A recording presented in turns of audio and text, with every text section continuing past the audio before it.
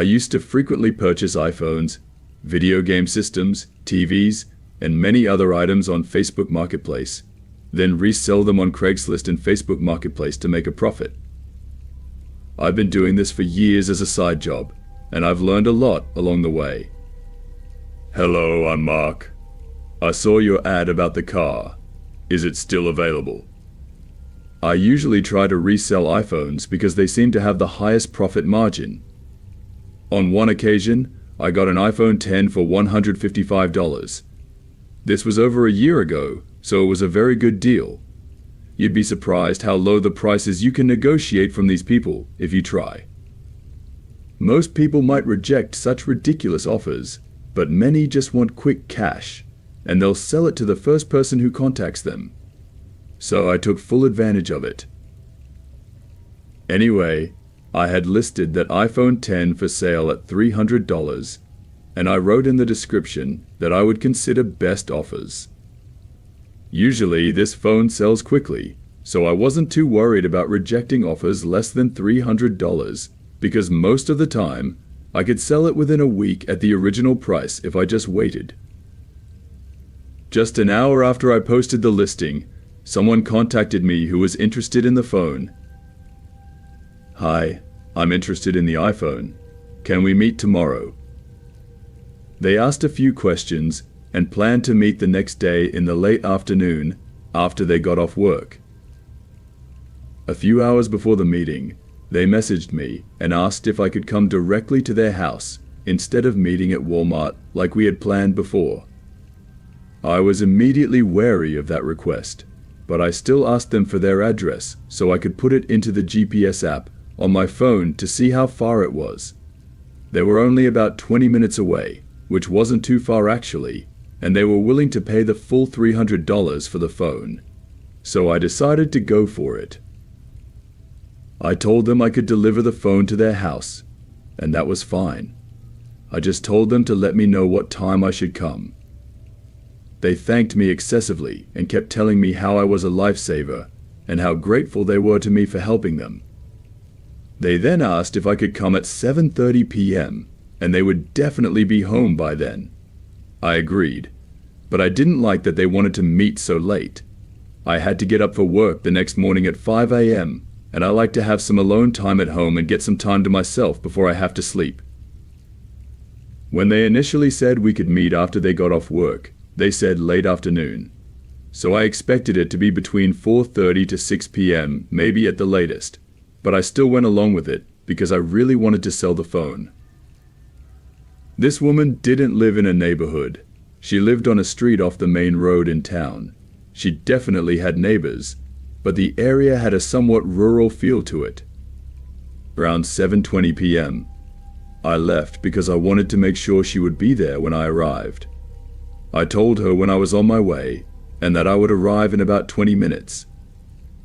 When I arrived and knocked on the door, my anxiety tripled, waiting for an answer. It was starting to get dark, so that didn't help much. When the woman opened the door, she introduced herself as Sabrina. She invited me in and introduced me to her husband, who was sitting on the couch in the living room. Almost immediately, they started mocking me, making fun of my clothes and appearance, and even tried to pass it off as a joke. But I sensed strong passive aggression almost immediately after I walked in. I had a strange feeling about these people. There was something very wrong about them. I thought Sabrina might be on drugs because she was acting weird. And she looked like someone who was using something. And I'm not talking about weed. I'm talking about serious hard drugs. Her eyes looked sunken, and she was pale as a corpse. She was definitely on something. Trust me. She just wasn't acting right. Not like a normal person. Anyway, she was rude and somewhat pushy while I was there and argued with her husband about how much she was willing to pay for the phone. I let them look at the phone. Sabrina wanted to put her SIM card into the phone before buying it because she wanted to make sure the phone would work. She then started complaining about a small crack on the phone, even though I stated in the description that there was a small crack, and it was fully visible in the photos I took. She started getting upset and said that I was trying to scam her. She said she wouldn't pay more than $200 for it. I immediately said no and asked for the phone back, constantly trying to negotiate, and I said that I wouldn't accept less than $250. I made it very clear that I wouldn't accept anything less than that. Not liking that at all, she took her SIM card back from the phone and literally threw it towards me. And I mean, she really threw it at me like really hard. The phone hit me directly in the face and then fell to the floor after bouncing from my head to the hardwood floor. "What's wrong with you?" I asked. Then she ran off somewhere. I think it was her bedroom. I started screaming and crying hysterically. Her husband tried to calm me down and gave me $100 so I wouldn't call the police. I accepted the $100 and I didn't call.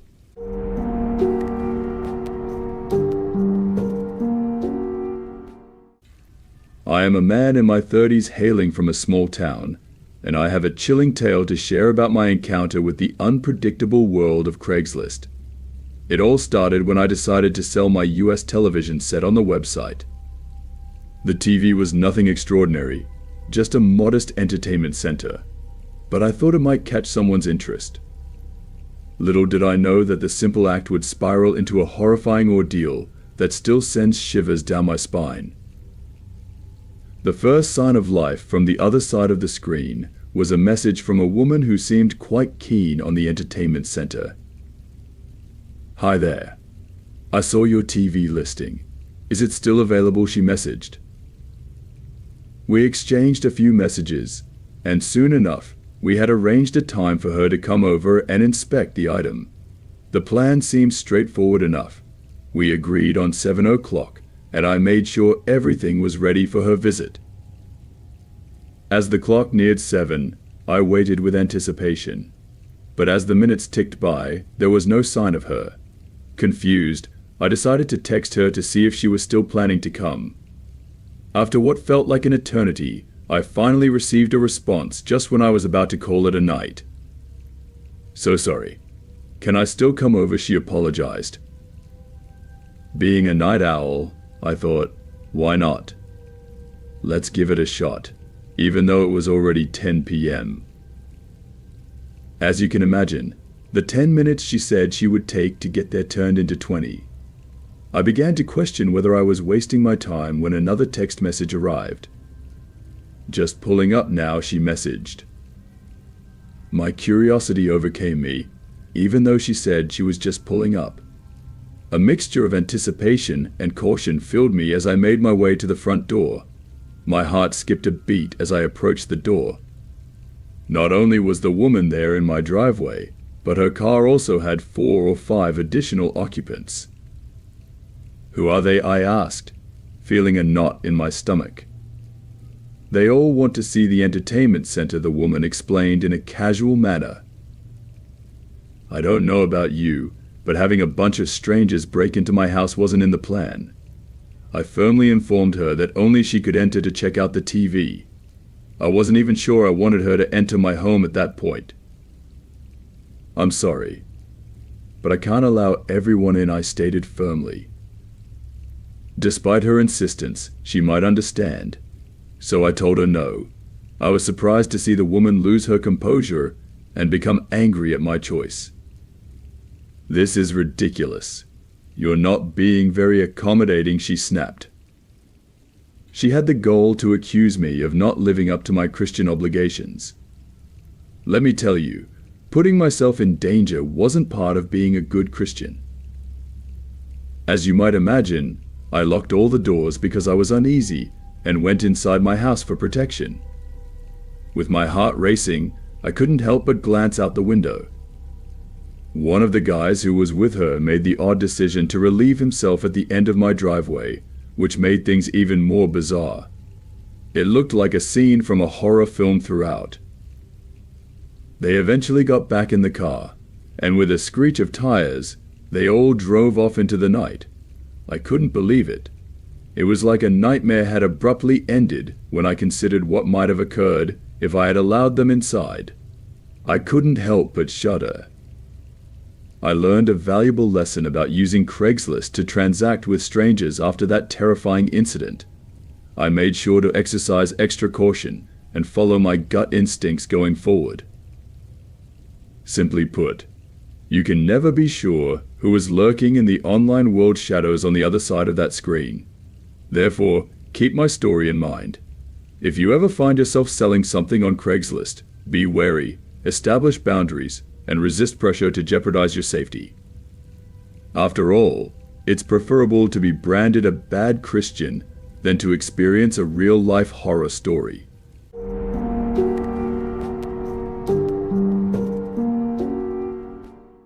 I am a 26-year-old individual originally from a quaint town in Ohio. I have now made the sunny city of San Diego my home. Life was progressing smoothly until I found myself in urgent need of a new roommate.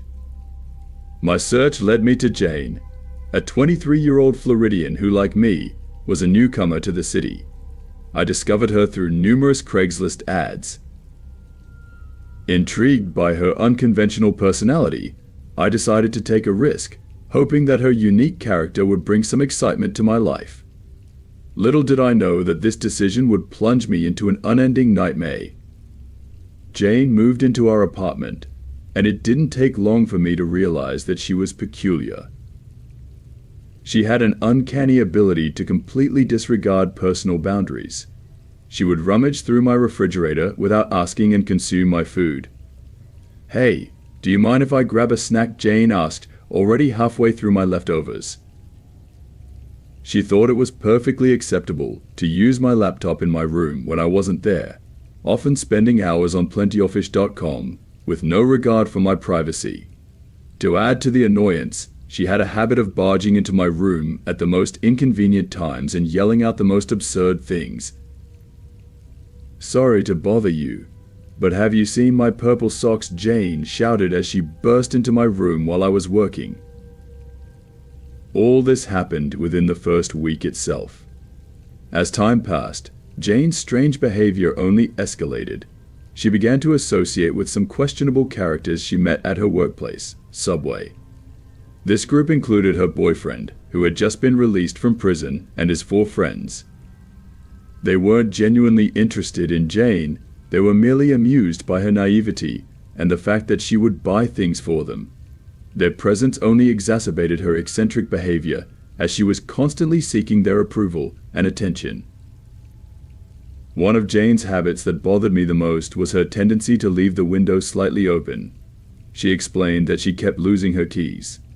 I had no idea that this careless habit would lead to a more distressing event, making me feel unsafe in my own home. One day, I returned home to find my apartment in shambles. My TV, laptop, my roommate's smaller TV, the wedding dress I was selling on eBay for my aunt, a stack of DVDs, and even my prescription glasses were all missing. As panic set in, I called Jane, who had just returned home herself. "Jane, have you seen what happened?" "Everything is gone," I exclaimed as I surveyed the mess. Instead of showing concern or support, she accused me of stealing her damaged laptop and immediately called the police on me. The situation worsened when the police arrived. As if the theft and false accusation weren't already enough, I found myself struggling to explain the situation.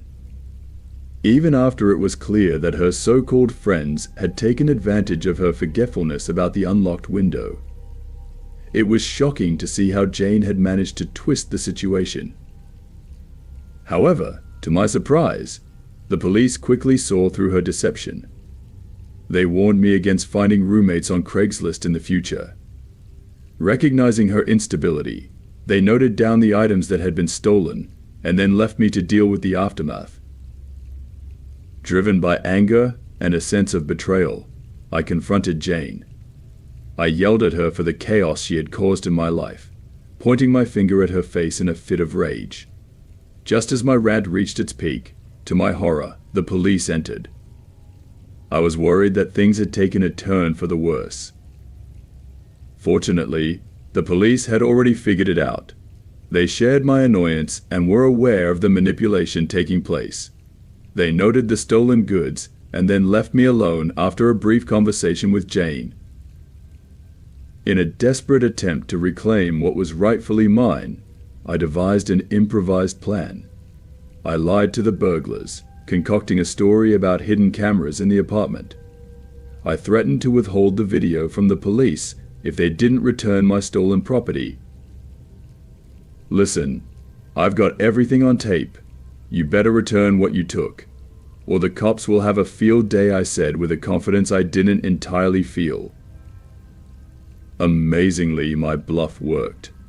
I was able to reclaim my belongings without further assistance from the police, thanks to my sheer determination. Although it was a terrifying experience, it also taught me a valuable lesson. Looking for roommates on Craigslist isn't always the best idea. I immediately took Jane's key, packed all her belongings into a single box, and left it outside the apartment. I resolved to be more vigilant in the future, never to ignore the warning signs, and to prioritize my safety. So if you ever find yourself in a similar situation, and using Craigslist to find a roommate, exercise caution. Not everyone is as they appear to be, and sometimes the real horrors are hidden behind a seemingly trustworthy online advertisement, waiting just around the corner.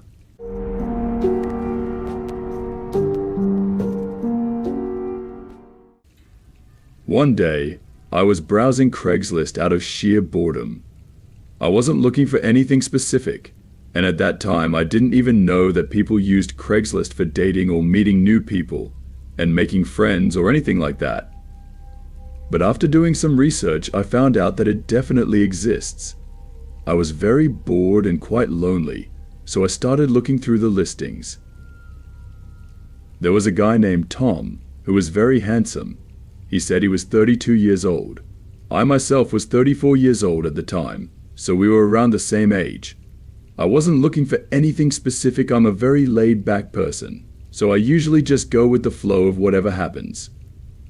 He had a good aura and seemed like a genuine person, and he also wasn't too pushy, so I wasn't too worried about the scam situation.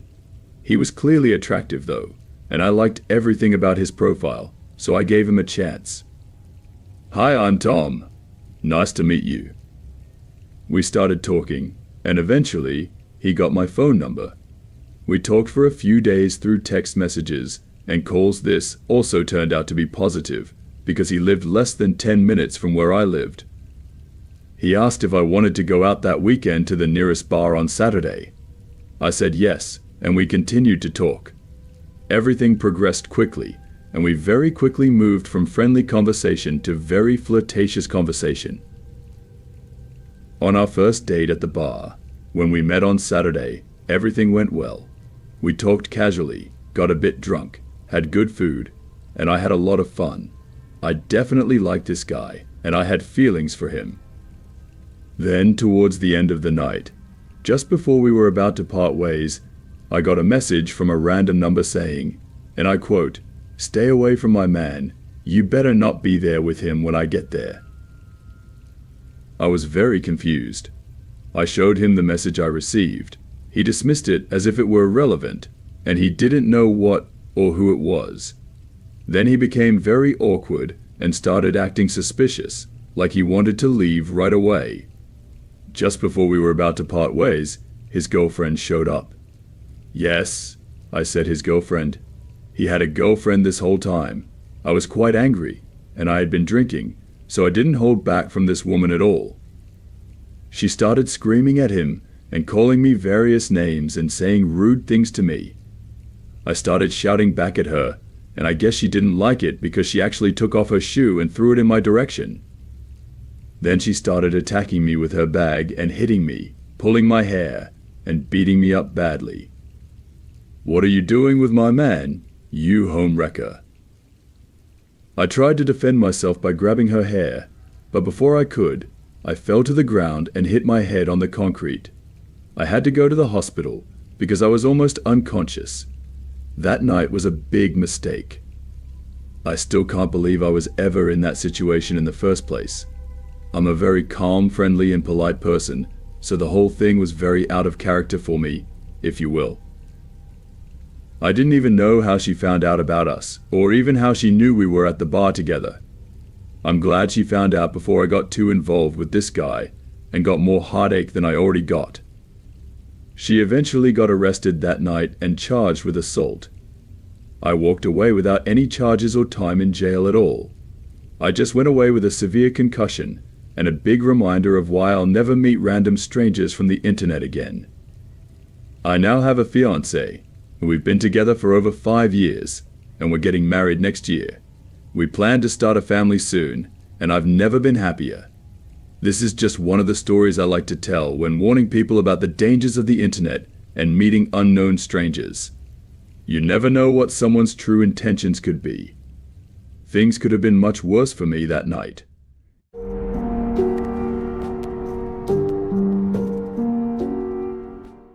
I was born and raised in a small town, a place where everyone knew everyone else, and life was simple and predictable.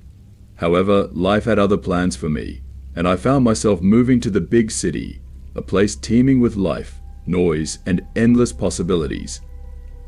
The transition was not easy, and I had to make several adjustments to fit into my new environment. One of these adjustments involved selling my car, a reliable 6-year-old Honda Accord that had been my faithful companion through many adventures. The decision to sell my car was not an easy one. It was more than just a vehicle. It was a symbol of my past life, a life that was quickly fading into the background as I embraced the hustle and bustle of city life. However, I realized that owning a car in the city was more of a burden than a convenience. With public transportation readily available and parking spaces hard to come by, I decided to let go of my beloved car. I posted an ad on Craigslist hoping to find a buyer who would appreciate my car as much as I did. Soon, I was contacted by a man named Mark. "Hello, I'm Mark. I saw your ad about the car. Is it still available?" he asked over the phone. He was in his early 40s and seemed like a decent person. He told me that he was interested in buying the car for his daughter, who was about to start college. We had a few phone conversations, and everything seemed to be going well. When Mark came for the test drive, he was friendly and showed genuine interest in the car. He inspected every nook and cranny, asked questions, and seemed satisfied with the car's condition. We negotiated the price, and after some back and forth, we agreed on a fair amount. Mark asked me to hold the car for him for 2 days while he arranged for the payment, and I agreed. 2 days later, we met again in a familiar neighborhood. Mark was as friendly as before, and everything seemed to be going according to plan.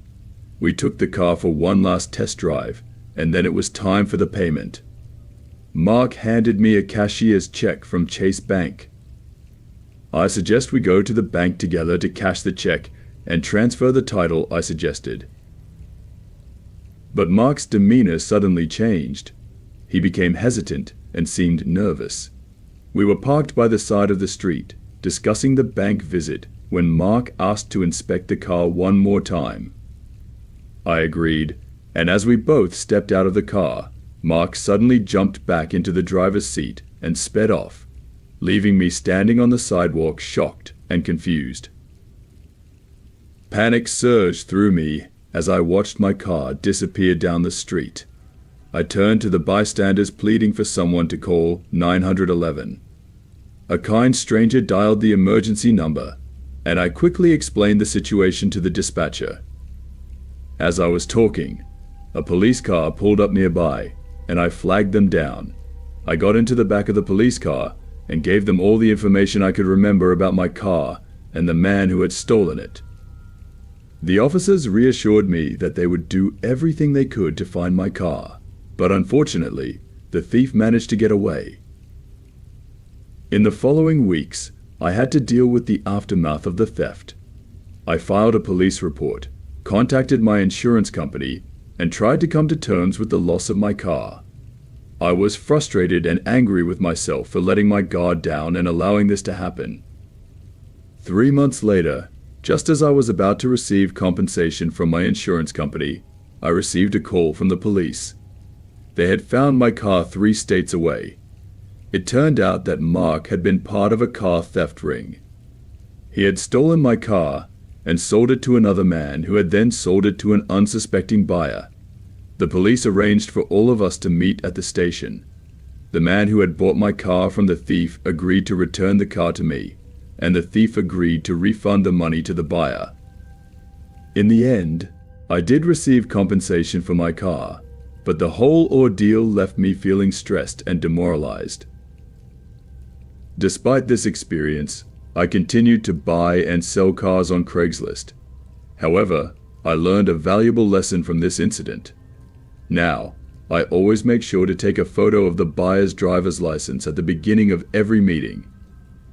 This experience taught me the importance of being cautious and vigilant, especially when dealing with strangers.